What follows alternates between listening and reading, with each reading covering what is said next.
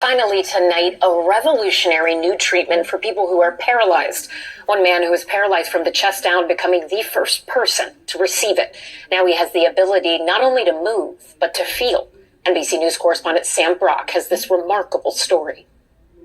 For years, Keith Thomas lived out his dream in Manhattan, managing hundreds of people for a Wall Street firm, and few worries weighing him down. What did you like to do?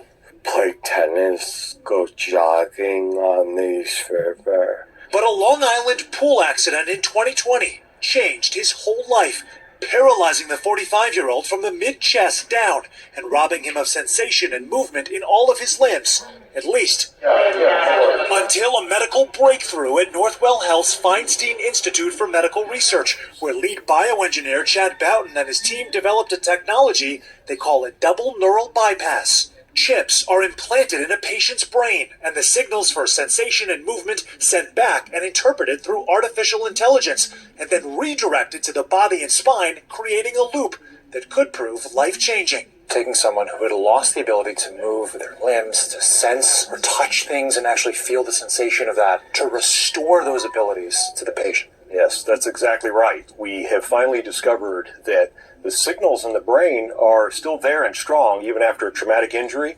Other neurotechnology companies, like Elon Musk's Neuralink, have implanted chips in patients to assist functionality, but recovery and restoring damaged neurons appears to be new ground. Is it wild to you to think that you have become the first person to sort of blaze this path and show that it's possible? Yeah.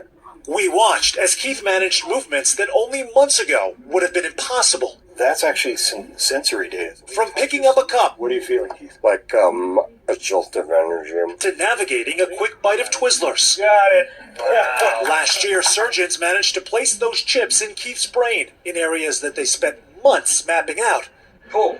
Leading to incremental improvements. And then, a watershed moment. I'm ready. When Keith actually felt his sister's palm for the first time since the accident. That was an incredible moment, and there wasn't a dry eye in the lab.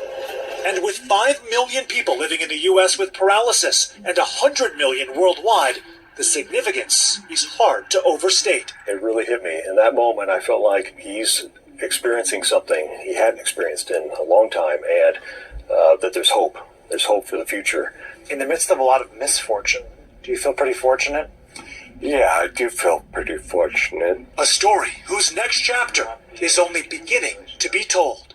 Sam Brock, NBC News, Long Island.